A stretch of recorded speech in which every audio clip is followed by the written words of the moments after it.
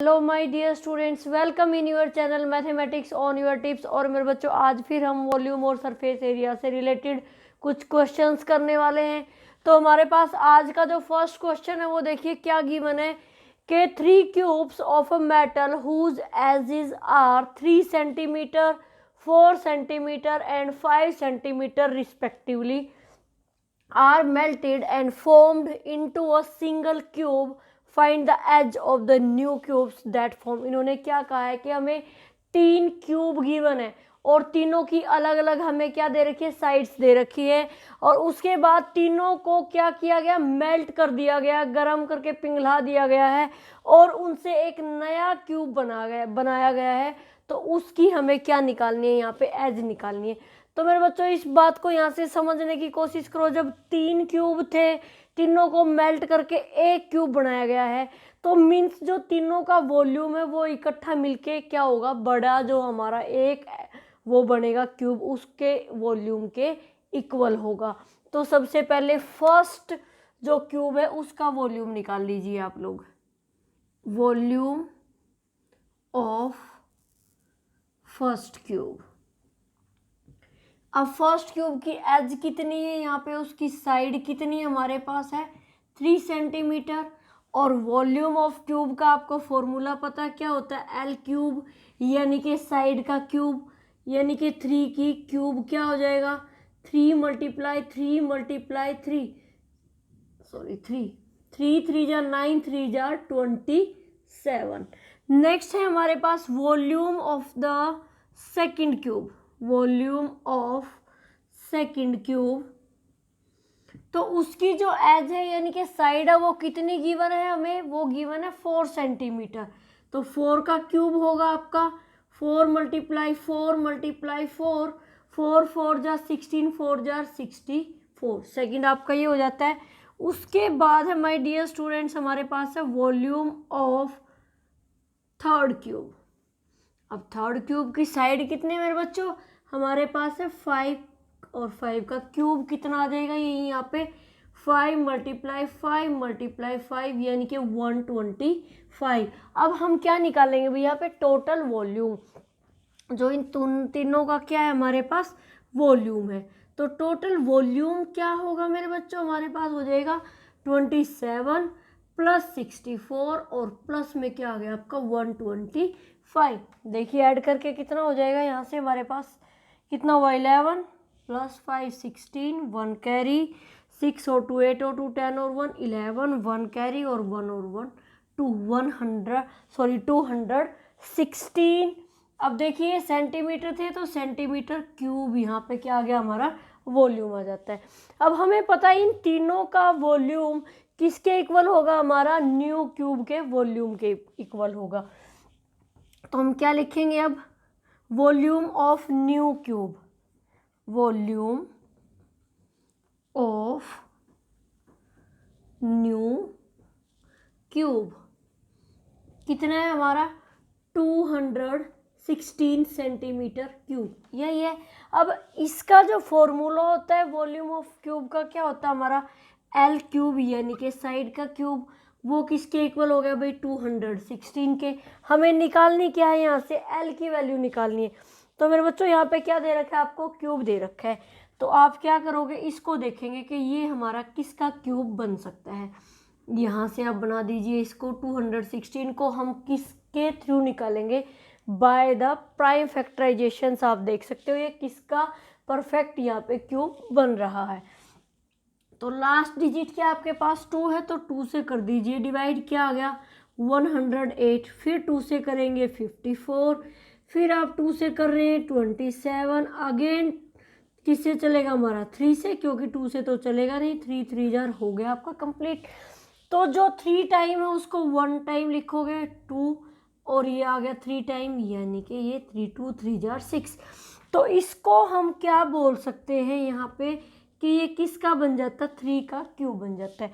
Cube से cube cut, आपकी जो साइड है वो कितनी बन जाती है, 6 सेंटीमीटर। ये हमारा जो फर्स्ट क्वेश्चन था उसका आ गया है आंसर। ये था आपका फर्स्ट क्वेश्चन। अब देखिए नेक्स्ट क्वेश्चन। तो नेक्स्ट क्वेश्चन देखिए मेरे बच्चों, हमसे क्या पूछा गया कि 3 sides of a cuboid are 48 centimetre, 37.5 centimetre and 15 centimetre. Find the edge of the cube whose volume is equal to the volume of their cuboid. भाई हमें जो साइड्स गिवन है वो किसकी है, क्यूबॉइड की. बट क्या गिवन है कि जो क्यूबॉइड का वॉल्यूम है वो किसके इक्वल है, क्यूब के वॉल्यूम के इक्वल है. तो इट्स मीन हमें पहले क्या निकालना पड़ेगा यहाँ से, वॉल्यूम ऑफ द क्यूबॉइड. तो वहाँ से हम निकाल लेते हैं, क्योंकि हमारे पास क्या है, इसकी लेंथ, ब्रेड्थ और हाइट तीनों ही गिवन है मेरे बच्चों. तो हम वॉल्यूम बिल्कुल ईजिली निकाल सकते हैं यहाँ से. तो हम निकालते हैं यहाँ पे वॉल्यूम ऑफ क्यूबॉइड.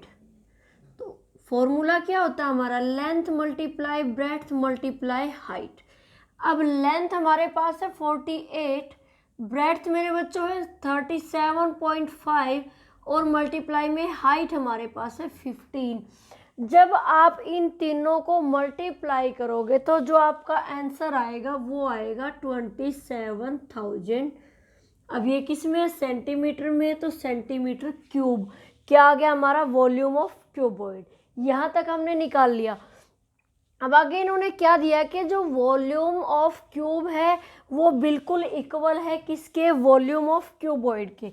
तो हम क्या लिखेंगे यहाँ पे, volume of cube equal to volume of cuboid. अब दोनों ही हमारे यहाँ पे इक्वल हो गए. अब वॉल्यूम ऑफ क्यूब आप फॉर्मूला राइट करेंगे, क्या होता है हमारा, एल की क्यूब यानी कि साइड का क्यूब. और वॉल्यूम ऑफ क्यूबॉइड आप ऑलरेडी निकाल चुके हो, वो आपका क्या है 27,000. यहाँ तक क्लियर हुआ. अब इसी को यूज़ करके हमें क्या निकालनी है, यहाँ से अपनी साइड निकालनी है. तो मेरे बच्चों देखिए ये कितना ईजी है कि ये किसका हमारा क्या बन रहा है भाई, क्यूब. स्क्वायर में क्या करते थे, 2 जीरो होती थी तो 1 जीरो लगा देते थे.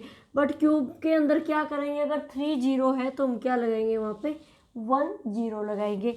अब है 27, तो 27 तो मेरे बच्चों आपको पता है कि 3 का क्यूब बनता है.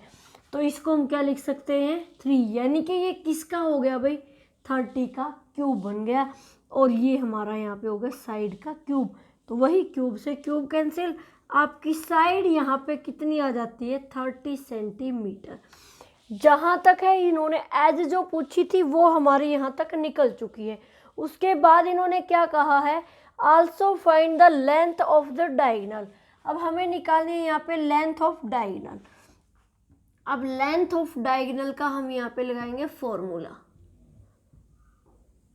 लेंथ ऑफ डायगोनल का फॉर्मूला क्या होता है मेरे बच्चों, a √3, यही होता है.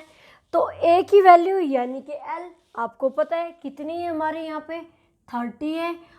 और √3 अब आप ऐसे कैसे तो नहीं रख सकते, क्योंकि आगे इन्होंने क्या पूछा है यहाँ पे, correct to the nearest whole number. Whole number के नियरेस्ट हमें उसको निकालना है.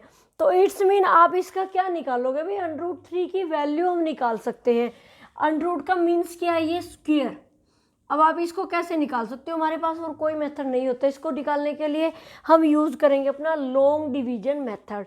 या आप इसकी वैल्यू को लर्न भी कर सकते हो. कई बार √2, 3, 4, 5 की वैल्यू हम याद कर लेते हैं, बट अगर नहीं लर्न होती है तो हमारे पास क्या मेथड है, लॉन्ग डिवीजन मेथड है, उससे निकाल लीजिए.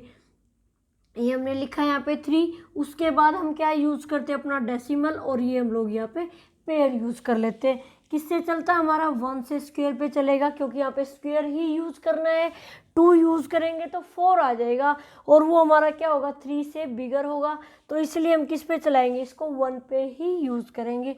1 1 जार 1, ये बचा आपका 2. डेसिमल यूज़ कर रहे हैं तो यहाँ पे हम डेसिमल लगाएंगे, और 2 जीरो आप यहाँ पे नीचे लेके आएंगे. 1 का डबल आपने कर दिया यहाँ पे 2. तो देखिए किस पे चल सकता है हमारा, 7 पे. 7 2 जार 14, कहीं ना कहीं आ जाएंगे हम लोग. अगर हम चलाते हैं इसको 27 से 7 पे, 7 7 जार 49, 4 7 2 जार 14, और 4 आ गया आपका 18, 189. कहीं ना कहीं हम आसपास पहुंच गए हैं उसके. तो ये हमारा 7 पे आ गया 189. 10 माइनस 9 हमारे पास बच जाता है 1 और ये भी 1। Again we can use the double zero और 17 का डबल यानी कि 34 आप यहाँ पे यूज़ करने वाले हैं। अब आगे देखिए हमारा किस पे चल सकता है, 3 3 जार 9, तो कहीं ना कहीं 3 पे यूज़ करके देखो ज़रा। 3 3 जार 9, 3 4 जार 12, 1 कैरी 3 3 जार 9 और 1 10, हमारा चल जाता 3 पे।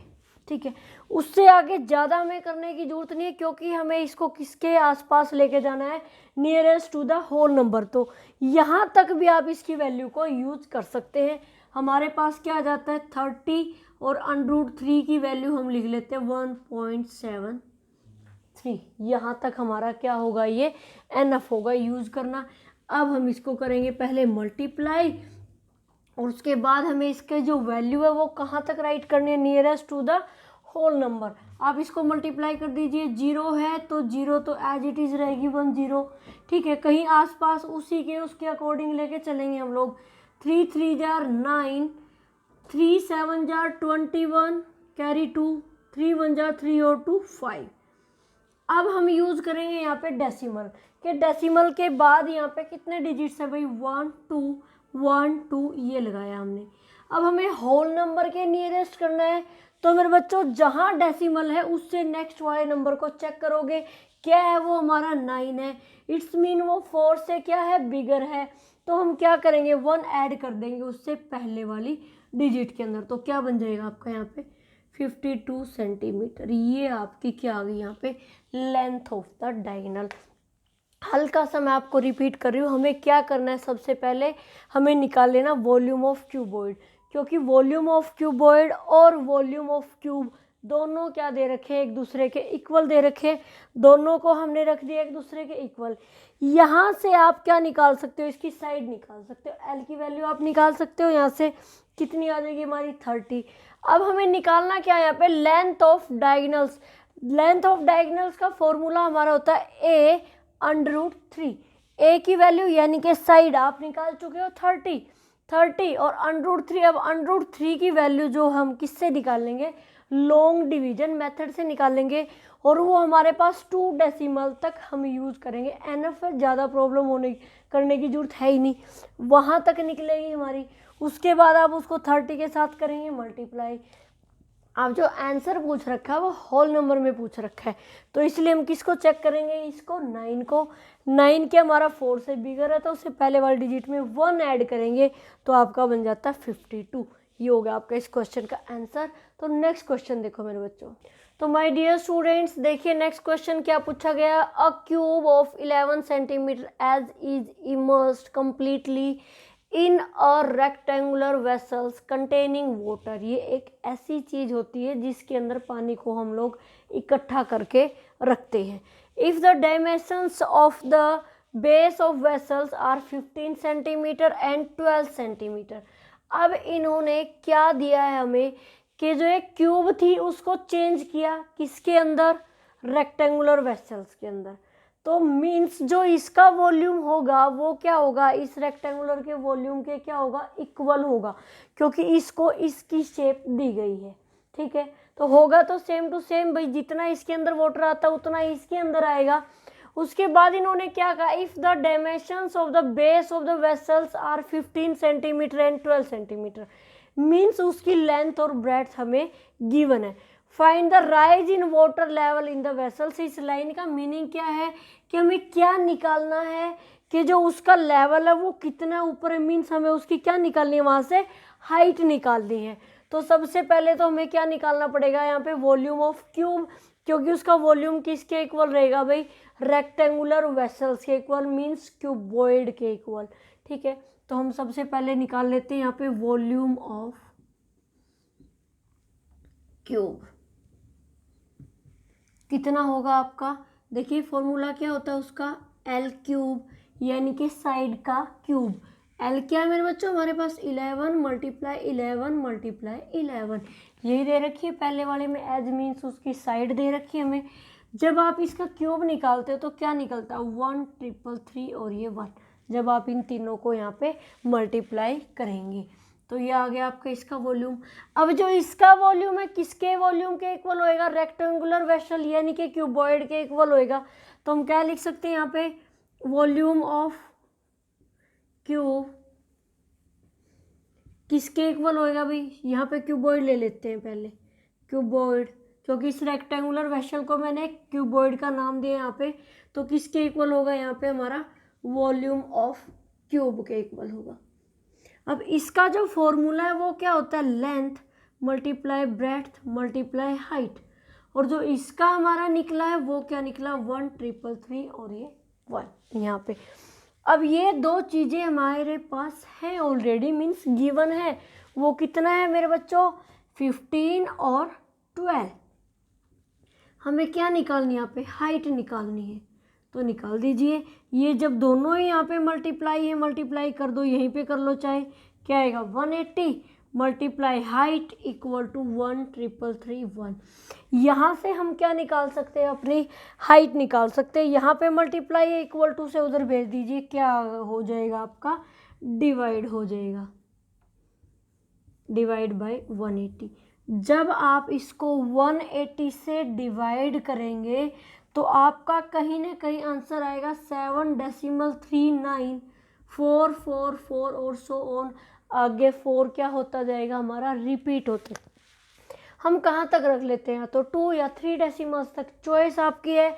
आप इसको यहाँ पे ऐसे भी करके छोड़ सकते हो 4, ठीक है, चॉइस आपकी। अगर आपको 2 डेसिमल तक रखना है तो 4 है, 4 का 9 पे कोई भी इफेक्ट नहीं होगा, तो हमारा क्या बच जाएगा, ओनली 39 भी यहाँ पे आप इसको राइट कर सकते हो सेंटीमीटर। तो ये था माय डियर स्टूडेंट्स आज का वीडियो के ये 3 क्वेश्चन। होप्स हो कि आप लोगों को ये क्वेश्चंस अच्छे से समझ आ गए होंगे।